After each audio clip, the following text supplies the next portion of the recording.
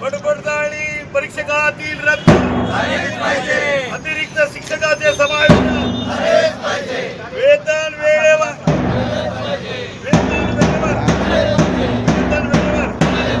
शिक्षकाच्या मागण्या, Ahvaz कुराचा, Ahvaz कुराचा.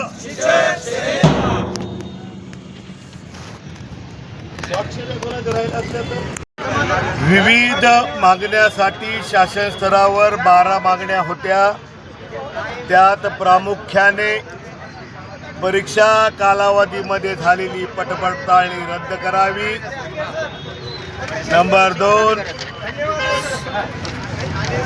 आर्थिक निकषावर ज्या काही गोष्टी होत आहेत, वेतन विलंब, वेतन वेळेवर व्हावे शिक्षकाचे 1 तारखेला, तसेच अतिरिक्त ठरलेल्या शिक्षकांना तात्काळ समावून आणि त्यांचं वेतन उर्वरित चालू ठेवावे. यासह 12 मागण्याचं निवेदन आम्ही शासनाला दिलं.